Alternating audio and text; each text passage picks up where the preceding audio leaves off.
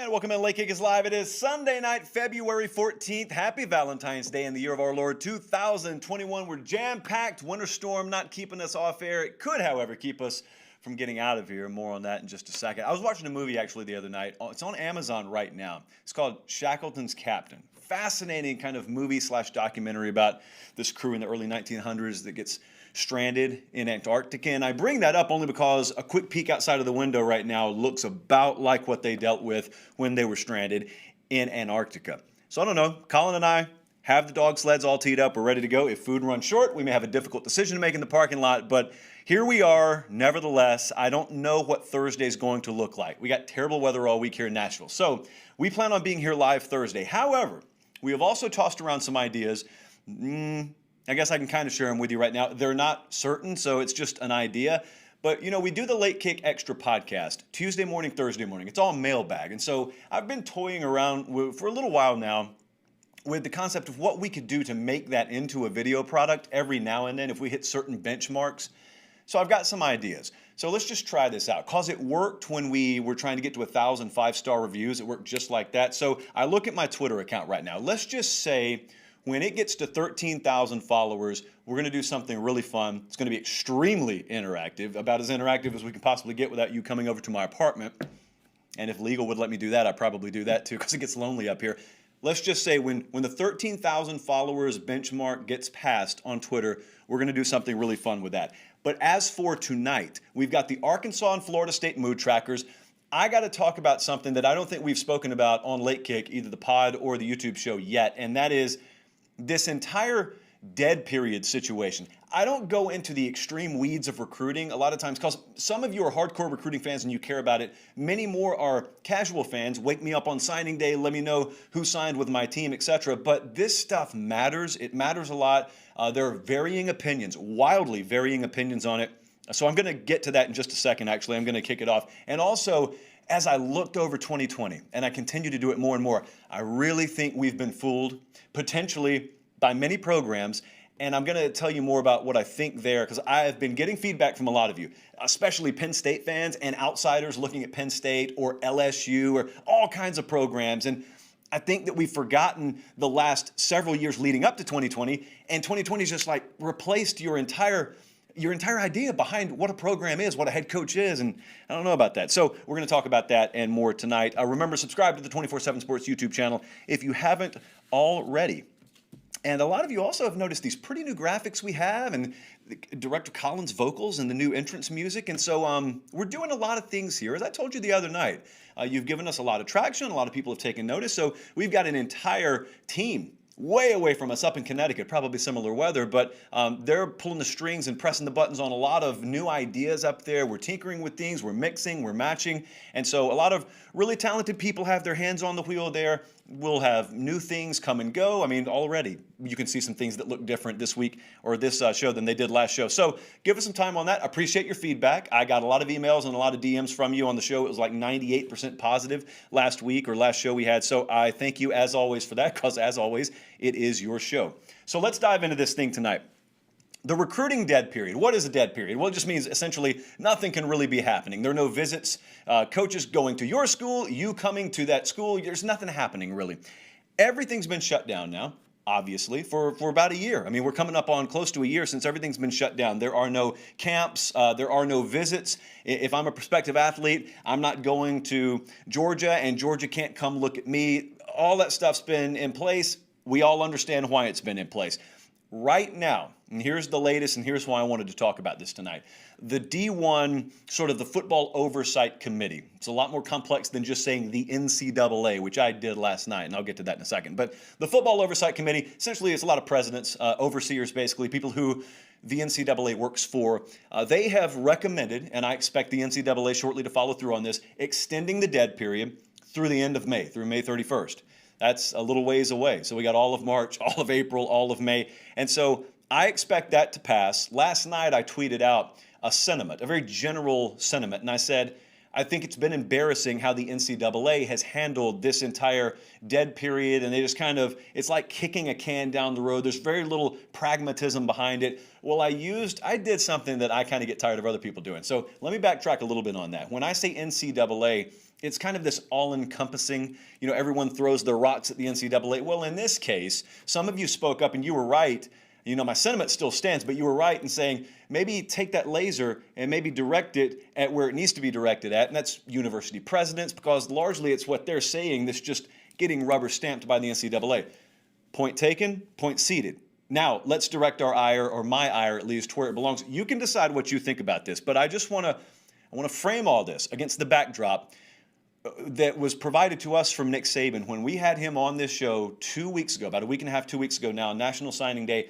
And we were talking to him about recruiting, about National Signing Day, and about the 2021 class. How hard had it been? And he kind of threw us a little bit of curveball, and he didn't say it had been easy, but he said the 2021 class was okay because we already had evaluations on a lot of guys. It's the 2022 class. So in other words, the guys who are going to be seniors this upcoming fall, it's that one that we may be a little bit behind on. That's the head coach at Alabama talking. So Ryan Day, Nick Saban, Dabo Swinney, those guys feel that way. Now I want you to think about what it's like if you're not a top 247 style 4 or 5 star player. I want you to think about what it's like if you're going to be a guy who's borderline to get that FBS offer or an FCS offer, and there aren't dozens or hundreds of those guys out there. There are thousands of those guys out there in any given cycle. So my stance is this. And again, you can tell me how you feel in the comments. A lot of you have been very vocal about this. I think it's just laughable to suggest that at this stage now, we aren't entering this. We've kind of got the lay of the land. We just had an entire college football season. A lot of you had entire high school football seasons. A lot of you are attending camps right now. I think it's laughable, myself, to suggest that you couldn't safely have recruits able to visit college campuses, and you couldn't safely get college coaches out on the road, again, safely, going through all the proper precautions to visit high schools. I think that's laughable, okay? That's my personal stance. Whichever entity standing in the way of it, NCAA Oversight Committee, FBS Oversight Committee, presidents, whatever the case, I think it's laughable, okay? So, again, you're going to have the 4 and 5 star crowd. They're going to get their offers regardless. Their film will get out. There will be adequate evaluations on those kids where their offer list will probably look the same. I'm not talking about the dozens to hundreds. I'm talking about the hundreds to thousands that don't fit that description, okay? And instead of talking about Wisconsin, let's talk about maybe a guy who could go to Wisconsin Whitewater. Let's just separate it like that.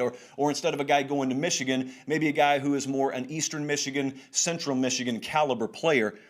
2 years now. If you're a rising senior, if you're class of 2022, you are starting to enter a stretch where you've gone now 2 years of missed camp opportunities, 2 years of missed in-person evaluation where that coaching staff can get their eyeballs on you, and you've got 2 years now potentially of visits that have been missed. And by the way, just because we're talking about May 31st being that line of demarcation, and it is assumed, and I do assume this too, it is assumed that in June and July we'll start to get visits again. I assume that's not a certainty yet. And even if it is a certainty, it's no guarantee that every kid's just going to magically be able to get out on the road and afford to go take unofficials or officials, because then you've got a lot of stuff coming up with your own high school football season. Your official visit window is going to be very truncated. Also, you've got to take into account whether programs that you previously would have had an opportunity to get in front of, there just isn't time to get in front of all of them. All of this stuff is in play. And so here's what I get back. Because all I'm asking for is pragmatism. That's all I'm asking someone, give me pragmatic reasons why we cannot get creative, and I don't even think you have to be too creative, to safely allow this stuff to happen at this point. And so I start to get some feedback on this. And a lot of the feedback I get is just like hyperbolic. There's not really any meat on the bone. So some of the feedback that I've gotten on this is, well, those are the rules. And I get that. Like, I understand why they're the rules. If I drive past a 45 mile per hour sign on the interstate, it's not that I can't read the sign. I'm asking, why is it 45 on the interstate? I don't see any construction around here. There is not a wreck. There's not a major spill of toxic chemicals up ahead. So why is it 45? Can we get together and can we maybe bump this to 55, maybe 60, 65? Like, that would be more realistic for our surroundings right now.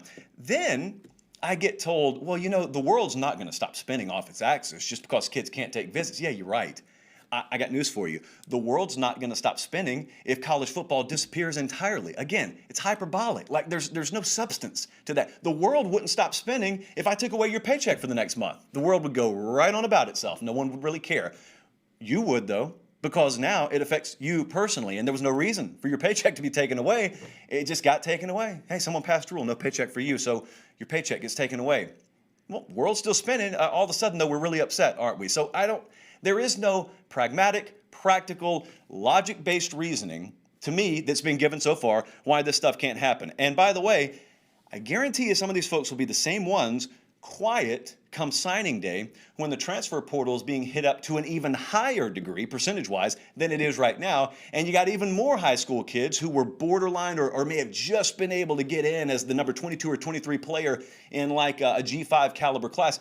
Those kids, where are they going now? Like, and football could have been their only shot, by the way. Football may have been their plan A, and in the blank of plan B, there is no plan B. And you can criticize them all you want to for that. There are thousands of kids who meet that qualification and criteria every year. They end up getting scholarships, and they change their lives forever. So, again, world's still going to be on its axis. I want you to look those kids in the eye and tell them that. So we can operate under this assumption that everything will be fine. We'll get visits in June or July. And even though we've disrupted 1.5 to 2 years of this cycle, it'll all work out for the 2020 class, which is garbage, which is a pile of you-know-what. But I'm not one of those kids, okay? So it's still not going to impact me. I just look at this entity and these bodies that claim to be all about what's best for the student athlete, and yet no one's really asking them. No one's hitting them up when we're dealing with matters that directly pertain to what's in the best interest of the student athlete. Now, here's why I don't think you've heard more voices on this. This is a reality too. I had, I think it was Bud Elliott, who came in last night and said, it's not the NCAA, it's university presidents really that are to blame here, because a lot of them, and this is a cold hard reality, a lot of them don't really mind all that much, this current situation. See, not everyone out there is Florida, or not everyone's LSU or Texas A&M. A lot of them out there understand they're saving a lot of money. And right now the status quo is no one can do anything, and that's great because, that means the big spenders who would be able to run circles around us in terms of budgetary resources that we don't have, well, they can't do it right now. So a lot of them, very quietly, sitting over in the corner with their sweater vest on and, wine glass held underhanded, they love what's happening right now. And so that is the rubber stamp that the NCAA is being handed to move this thing to May 31st. The other thing that's in play, and you'll never get them to admit this publicly, is there's some coaches who are just fine with this too. Because you know what a lot of coaches would really prefer to be able to do in February, March, and then after spring ball, you know what they'd really love to be able to do? Vacation. They'd really love to get the same amount of vacation that you and I get, get paid 9,000% of what we get paid, but they really love to vacation more. Now, right now, we're showing you Dabo Swinney, we're showing you Nick Saban, B-roll of those guys. They probably wouldn't, but they're also on top of the sport. There are some other programs that, they'd like to take a little time off, and the only reason that they can't do it right now is because they know they'll get outworked, and there are enough coaches in the room that will work 366 days a year if you let them. So you got some presidents who like it, some presidents who hate it. You got some coaches who like it, some coaches who hate it.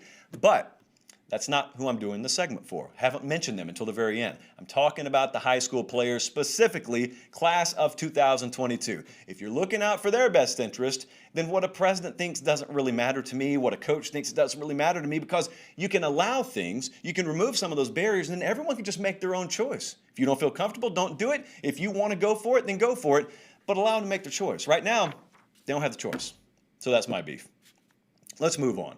We got mood trackers still to come, by the way. We're going to do Arkansas tonight. We're going to do Florida State tonight. And the reason we're doing them is because you have asked for them. I got a lot of North Carolina today. I got a lot of Notre Dame. So those are coming. Trust me, those are coming. We haven't done Alabama yet, by the way. That one's coming too. It's not hard to figure out, but that one's coming. But let's talk about 2020, because I think we got fooled, and I think we're still being fooled in many different areas. So we are dealing, I think, as we enter 2021, spring and then the prediction season, there's this dangerous confluence of factors out there. It could victimize you, especially if you wager on college football, or especially if you make very bold proclamations. If you're the first to talk and the last one to shut up at the water cooler, this could really victimize you. The confluence of events, they are as follows. Number one, we're in kind of a snap judgment culture to begin with, football and otherwise. So it doesn't seem to me like people really sit back and prop one of their legs up, put their hands on the back of their head, and just take a healthy inventory of the landscape. Everyone's got to react just like that. You got to have a take just like that. We don't always do it on this show, but by and large, I mean, think about what I'm talking about. Everyone knows what they think as soon as they see something. And second, we just had a season that was disproportionately impacted program to program by COVID.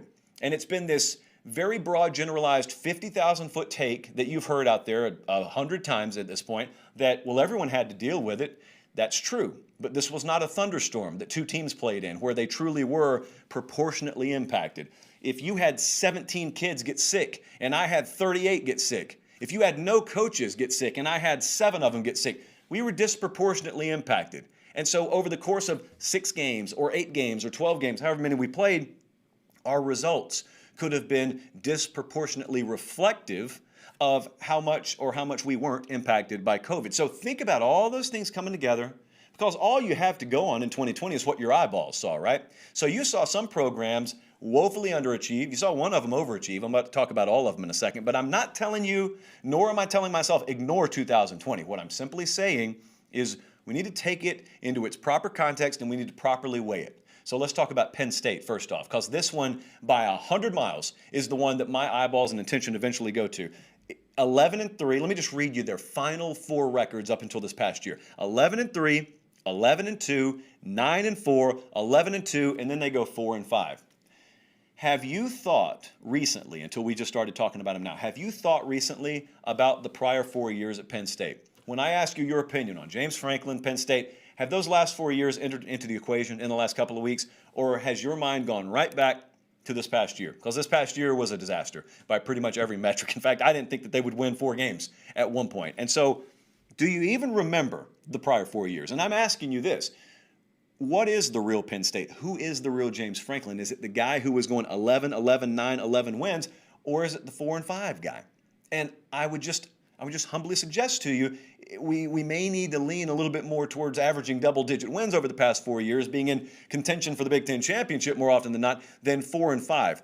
They had a new offensive coordinator last year at the worst possible time. As it turns out, no one was set up to install a new offense or a new defense, and have any kind of result that was on par with what people expected. Let's put it that way. Their best player, Micah Parsons, opts out with all the COVID stuff that was happening. They then lost their top 2 running backs. That was going to end up being the focal point of their offense. And so they lost one of the most important mechanisms, 2 of them actually, that were going to be instrumental in their offensive success. And then they had a bunch of internal stuff going on too. I know that you don't really care about hearing about people's family problems and about, James Franklin having to send his family to Florida to get out of that mess. It was a reality.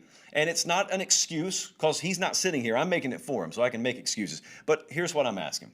I'm asking, is it wise, if we had to put money on the line and guess what, or predict and bet on what Penn State's going to be 2021 and beyond, is it really wise to let that be our default? Because that's not going to be, I'm just telling you ahead of time, that's not going to be my default for Penn State. So love the hire of Mike Yurcich, but then again, I thought I loved the hire of Kirk Soraka at offensive coordinator. So remains to be seen, just the old ellipsis, ... on that. But James Franklin, Tennessee came after him hard. And I'm not saying that it should be a great big pat on the back or anything that he chose to stick it out with his current contract. They pay him a ton of money, but at the very least, you understand the reinvigorated nature. You have now confirmed that he wasn't looking for a way to get out of there. So all those really back of your mind sort of worries, those should be alleviated. And they got a really good roster. I mean, you could argue they got one of the best rosters that they've had up there under him. So I expect Penn State to bounce back immediately this year. I think 2020 will be a blip on the radar screen. Now, LSU, out of all the decks of cards, with all these teams, this is one with the most wild cards in it. I don't know how many are supposed to be in there, but they got like 15 or 20. 2020 was impossible for them. As it turns out, we didn't know it at the time. We had our suspicions. But as it turns out, when you take into account everything that was kind of thrown into the pot and stirred together, 2020 was going to be impossible for them. So on top of the COVID situation, you throw in making some bad hires. One incredibly bad hire defensively, and then touting that bad hire did Ed Orgeron in the middle of camp. Off-field issues, and this was a little bit different than the Penn State off-field variety. They lost like 30 to 35, somewhere in that neighborhood. They lost that many players off of what had been the 2019 team, which is just a spectacularly incredible number. Shay Dixon over on Go247.com just had this running tally of here's the list of guys that were on last year's team that aren't going to be on this year's team. Now, they had a bunch of them drafted, but that wasn't even half. The guys who left for graduation or draft, it ended up not even being half of the total amount of players. So they had an entirely new roster. Forget the term team. They had an entirely new roster. Then on top of that, keep in mind, of course, you're replacing your OC and your DC. You are replacing a generational Heisman winning quarterback. And also, I mean, they had the general complacency concern that any national champion has. And so who in the world was going to handle that? Ed Orgeron didn't handle it. I don't know if the best in the game would have handled it. Like, I would love to have seen the best coaches in America be given that set of circumstances. You could argue back, well, the best coaches in America in some cases would not have allowed their team to be caught in those circumstances. I get what you're saying there. So I'm going to put that point to the side for a second. Here are the questions. This is what's going to determine things with LSU. Number one, ultimately, is Ed Orgeron the right guy here? I think this is a really loaded question. And number two, and this is non-football really, this is just the off-the-field stuff in general. I mean, investigations are going on right now that none of us are equipped to have any kind of inside information on. And so that's ultimately going to be the answer. There are a lot more than just, can they bounce back on the field? How about Wisconsin? Now, this one's kind of off the radar. Like Penn State, LSU, those are well publicized. Wisconsin, they opened the season against, I believe it was Illinois. I think that was like a Friday night game. And they just pasted them, man. They threw them right into a wood chipper. And then that was it. Because then COVID hits Wisconsin really hard, and they never got their team back. And specifically at the wide receiver position, they really never got their team back. So you're watching them in a standalone game, as we call it in our business. It's the only game on. Everyone's watching it. It's opening week, and Graham Mertz and Wisconsin had about the most flawless half of football offensively that you've seen Wisconsin have in a long time. And so everybody was talking about it. Everyone was excited, and then it's just like this preview. And then the tickets to the movie, well, all right, never mind, they're sold out. So no one gets to see what we thought we were going to see. COVID and injuries really took away what I thought could have been a top 10 caliber team this past year. Now, they have coming back and infused into their roster the two best recruiting classes they've had in a long time up there, specifically under Paul Chryst. Okay, that's the bedrock. That's the foundation right now of this roster. Jim Leonard, defensive coordinator there, had an offer to be the Green Bay Packers defensive coordinator. Okay, there's really nothing hidden here. It wasn't just like a cotton candy floated out there. It's not reality. Dude turned down Green Bay for Wisconsin. And so that's not a small thing. That's not a small thing at all. They got a really good roster. Quarterback is probably more stable than we've seen at Wisconsin in quite a while. And when I say stable, I don't mean just knowing who's going to be there. I'm talking about probably a little higher physical ceiling and potential, offensive potential. And listen, the skill spot last year, man, like they were not bad at wide receiver, but then they didn't have those guys on the field for either injury or COVID-related reasons. Remember, they handled it differently in the Big Ten than they did maybe in the SEC or the ACC. So keep an eye on Wisconsin. Aside from the obvious reasons, it's always a nice little solid program, but they've made some staff changes, changing the way they handle coaching in the secondary, for example. Just some tinkering going on there. I think Paul Chryst knows they're probably under the radar, and he wants me to shut up right now because he wants to keep it that way, so I will. Lastly, the USC Trojans. Now, this is a different one. This is sort of the inverse. Take the hourglass, turn it upside down, because USC, can you remember what your expectations were for them? I know the Trojans fans out there can. When we're entering 2020, keep in mind it seems like it's been a decade now that we've entered every season with Clay Helton on the hot seat, right?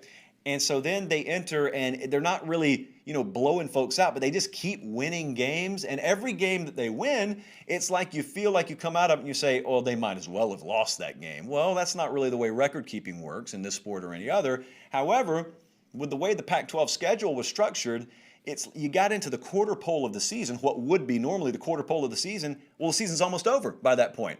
And so I remember a couple of times sitting at this desk, Director Colin had to catch me because I was saying, down the stretch, if USC doesn't get better, and it's like, man, they got one game left on their regular season. And so I think they went 5-1. They played in the Pac-12 championship game, and the conference did them no favors in handling that entire week leading up. But hey, Larry Scott era, rest in peace.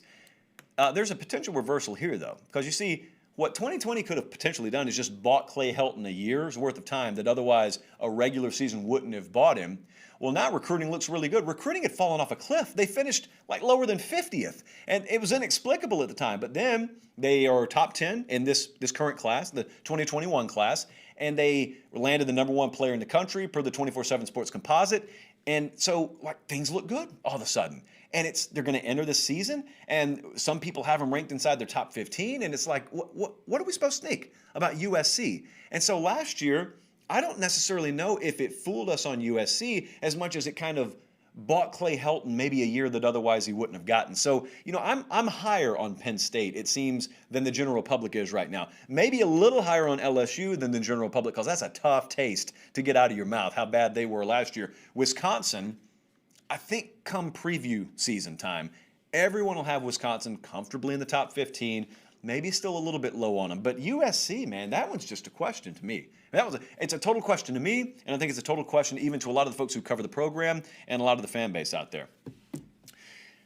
Rolling on, there's one program there that I did not mention that should be on the list, but the reason I didn't mention them is because I am doing, their own segment tonight, the Mood Tracker.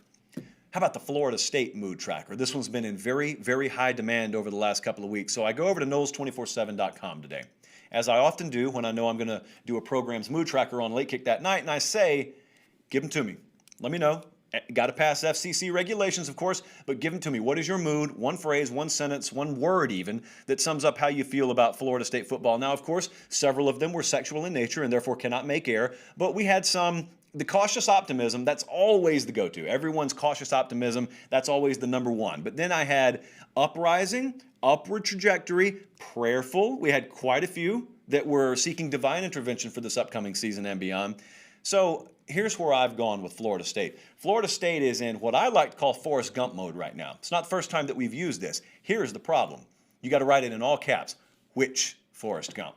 Because we got many different Forrest Gumps out there, as you well know if you've seen the blockbuster film. So you got like the you can't see here Forrest Gump. You got the your mama sure cares about your schooling, son. You got that Forrest Gump. You got the getting the leg brace stuck in the sewer drain pipe. You got that Forrest Gump. They're not there. I don't think it's quite that dire. But they're also not the All-American at Alabama playing for Bear Bryant Forrest Gump. They're not the war hero, world-class ping pong player, gazillionaire Forrest Gump. They're not quite that guy either. Here's where they are. They're in sort of that run, Forrest, run mode, but are they on the side where he's getting pelted in the back of the head with rocks, or are the knee braces about to break off and he's going to run like a 4-1 flat? He'd dominate if he went to the combine in Indianapolis. Florida State football seems to be somewhere in there. Let's cross our fingers that the knee braces are starting to come off, and it's just time to look up at the sky, and now anything's possible, and then the inspirational music starts playing in the background. There goes Robin Wright in the distance, by the way. She sure changed when they put her on House of Cards.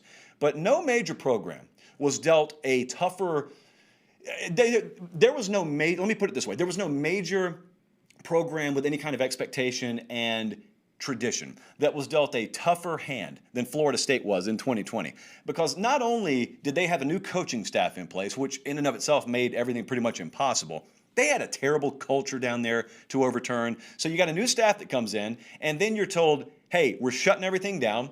So, you can't be face-to-face with anyone. Like, you got to use something called Zoom that you may or may not have heard of to this point. But you're going to have no spring. You're going to have very truncated install periods, and what you have is going to probably be virtual. And you had no shot at Florida State to even develop a culture or to even build a team. Think about just the basic tenets and pillars of what makes a football team instead of a collection of players. They had no shot there. And so immediately, as we look forward now, because 2020 is just like, a lot of people called it year zero. I think that's a really good way to phrase it. Yes, Mike Norvell was the coach here. Yeah, they had a season. I don't really know that we can take much away from it. So that was year zero. Now let's look at year one and beyond. They got roster holes still. They've got a very young but promising nucleus of players, and he, being Mike Norvell, has really taken a headfirst dive into the philosophy of let's fully leverage the transfer portal. Like, we understand what the deal is here. We know that as dire the situation is as we inherited, no one wants to hear about it. They want to give us maybe a season, and then we need to win. And so there's all that. But then there's this kind of low-key confidence as you look at the transfer portal additions that they've already added to this roster. That's not a short list, folks. If you're watching on YouTube, that is not a short list. But I also want to tell you, now here's the undercurrent. Here's where I don't really know if I've bought in quite yet. There is a feeling amongst some people in Florida recruiting circles that Mike Norvell and his staff may end up being the best high school recruiting staff in the state of Florida out of the big three. Now, some of you rightly probably shaking your head at that right now, because we certainly have not seen that put into practice. It's way too early to know if there's validity to that. I'm just saying there are some people down there when you talk to them who say, watch out. I know they're hitting up the portal right now, and I know that they haven't been able to get out on the road and establish themselves in the classrooms and offices of high school coaches and guidance counselors and players all up and down the Space Coast and in the Panhandle, everywhere you have to get in Florida. No, they haven't done that yet. There is a feeling amongst some people who have been around Mike Norvell and his staff, they could end up doing that. It looks like there'll be a portal staff right now. Maybe that's just out of necessity. Maybe that changes in the future, but there's confidence there. Let's just put it that way. There's confidence about their ability to recruit any way they need to. There's confidence about the staff, and there's confidence in the offensive direction. I mean, very few people have doubts that when Mike Norvell has things running the way he wants to, they're going to be a good offensive team. Is that enough to win alone? No. But do you need it to win? Yes, you do. So Florida State, here's the thing to keep in mind this year and beyond. They're going to have to win some big games. Now, I know that sounds obvious, but here's the reason it's really imperative for Florida State. There's no one left on the roster that has been a winner at Florida State to any kind of national acclaim, because the last 4 years in order have been 7-6, 5-7, 6-7, and then 3-6 in an abbreviated season last year. No one knows what it's like to win big there. Currently on the roster, no one knows what it's like to win big at Florida State. So, unfortunately, this is not like at LSU where they just had one down year and then it's right back, and some of the players from the national title team who saw the way it was done there, they're still there. Florida State doesn't have that. So, and in some ways, you're kind of building an identity, hopefully a championship culture from scratch. But here's the other thing you got to do.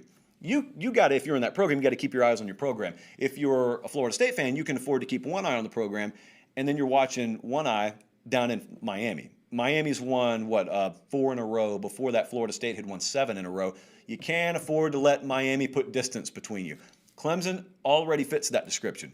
You can't let another program put distance between you, because here's where it needs to stand. And it's inexplicable that it has stood here, but yet, fact of the matter is, ACC is what it is. There are no other programs that have truly started to pull away. North Carolina looks really good. How long do we need to see it before we know it's there to stay? Miami's doing some good things right now. Pasted you last year. Do we know that it's here to stay? I'm a big believer in Bronco Mendenhall and the future of Virginia. Haven't done it quite yet to the degree where you say that's a bona fide number 2 contender in the ACC. So it's still there to be had. You just got to go get it. There's a nice little pause, and we'll move on. So I saved this one for the end because, believe it or not, the most requested mood tracker that we've had has been Arkansas. And I put it off, but I can put it off no longer. It is time. Arkansas mood tracker. I went a different direction on this one. I also hit up the Arkansas board today, got a lot of good suggestions on mood. Cautious optimism abounded there, but there's also, here's what's fun about Arkansas. There's this rogue nature about Arkansas right now, and it's due in large part to the way they just got treated by the conference, and it seems like the entire world this past year. About to talk about that, but my mood for Arkansas right now is what I have termed Russian satellite energy. Now, this has actually nothing to do with Russia, but it does have a lot to do with the movie Armageddon. Remember when all hope seemed to be lost in the movie Armageddon? Spoiler alert, it's only 20 years old for those of you who haven't seen it. When all seemed to be lost and Gracie was never going to see Bruce Willis again and Ben Affleck, and they were just going to die, and then everyone was going to die. It was just going to be a whole bunch of death. It was a global killer, as Billy Bob Thornton said. And then all of a sudden, there's this some guy, he's working at NASA, he's like 5th string, he's probably making under $250,000 a year, so basically ramen noodling his way through life, and he says, hold up, finger in the ear, I got some magic happening, I'm bouncing a signal off a Russian satellite, and all of a sudden, there's Bruce Willis. All of NASA had lost communication with the shuttle, but then we just have to bounce a signal off a Russian satellite, and there's Bruce Willis, and he gets to tell his daughter goodbye. I'm about to have to blow up this asteroid and save the world. Well, how in the world does that tie into Arkansas football? Well, I want you to think about something this last year, because it all seemed lost for Arkansas. First off, already you had a new coaching staff coming in, and this is not the end of 2020, mind you. This is not revisionist history time. Very few people believed in Sam Pittman when he got there. And there were questions amongst some of the fan base when he got there. They love Sam Pittman. As a personality, they love him.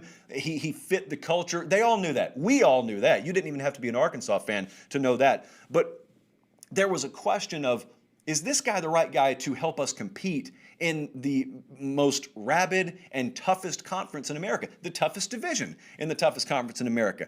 And then, not only do you have that, of course, like any other new staff out there, you're dealt a crippling blow with the entire COVID situation, and no one really takes it easy on you. And then the SEC says, oh, by the way, Sam, is that your name? Sam Pittman? Yeah, cool. We're going to give you a new schedule, and we're going to have you play Alabama and Georgia and Florida and the Chiefs and the Patriots and pretty much everyone else. Have fun. Oh, and by the way, don't think for a second that you're going to actually win any of these games. Well, in Arkansas, they got kind of bold, and they said, you know what? Like, we're going to undo the top 3 buttons, and we're going to go beat Mississippi State. And then we're going to go beat Auburn. And the SEC said, no, you're not. You're not going to beat Auburn. You may think you've got Auburn beaten, but we're overturning this call, and we're overturning the game in the process. Go home. Go home. And so all seemed lost, okay? World's about to end, aforementioned metaphor to Armageddon, and then you just start bouncing that signal off the Russian satellite. And we got some magic happening. And Arkansas was competitive the whole year. And they go 3-7, which doesn't sound impressive to an outsider.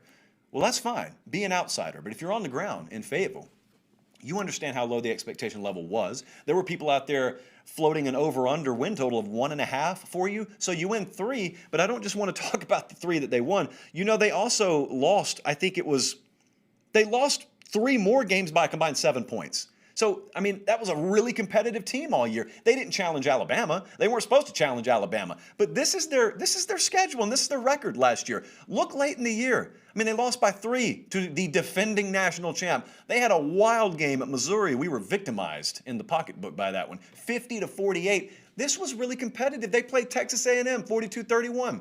This was a competitive team all year. And you know what it's done? It's frustrated some SEC fans, and it reminds me a lot of Mississippi State, Michigan State. Arkansas starting to remind me a little bit of Michigan State under a guy named Mark D'Antonio. Hasn't been all that long ago. You guys remember. Michigan, Ohio State out-recruiting Michigan State every year. Michigan State is a team that's supposed to know their role, and they're supposed to be a nice, scrappy, competitive bunch, but they're ultimately supposed to take their 2 or 3 touchdown loss, go back to East Lansing. You can win your out-of-conference games, go challenge Iowa or Minnesota, but you're not supposed to challenge the big boys. And Mark D'Antonio turned that entire dynamic, especially the Michigan State dynamic, but in some years, even the Michigan State versus Ohio State with Urban Meyer dynamic. It was like watching someone try and defeat a bowling ball with a flamethrower. That's what it looked like a lot of times in the Big Ten, because you had this team full of 2- and 3-star no-names, and then you got a litany of guys who are about to go in the first and second round of the draft, and Michigan State just won. They just found these ugly, hideous ways to win, and people in the Big Ten got mad because we don't care if you try hard. We don't care if you're a nice, solid story. You're not supposed to be winning these games. Like, we don't want you in the spotlight. It's just Michigan State. We need these big brand names in the spotlight. That's what Arkansas started to be on the precipice of doing last year. Not against Alabama, in the end, not against Georgia, but they started to knock on some doors that they're really not expected to knock on, not supposed to knock on. Now, here's the key moving forward. Will Sam Pittman maintain that identity and be able to maintain that theme? Because there was no big secret about Arkansas in 2020. This is kind of what gives me a little bit of optimism. There was no threading of the needle. There was nothing overly fancy. I don't think that very many opposing staffs stayed up late, the night before they're playing Arkansas, pulling their hair out, trying to figure out what they're doing schematically. It was none of that. It was just they kind of had a sum greater than the individual part sort of bowling ball mentality. And now offensively, the style was far from that. But I'm talking about collectively, philosophically, that's kind of what it was. That's what it has to be in the future for Arkansas. But here's what has a lot of their fans excited. This is exactly how they want to go about it. They refuse to know their role, and they exist in their own ecosystem. See, for a while, when they brought Brett Bielema in, it was ludicrous because they brought him in and they basically tried to bring in someone who could try and out-Alabama. Well, that's stupid at Arkansas. You're not going to do that. So you got all the incentive in the world to do it a different way. Exist in your own ecosystem there. Don't be part of the SEC East or West or SEC as a whole. Don't try and do a version of what they do. Just do Arkansas.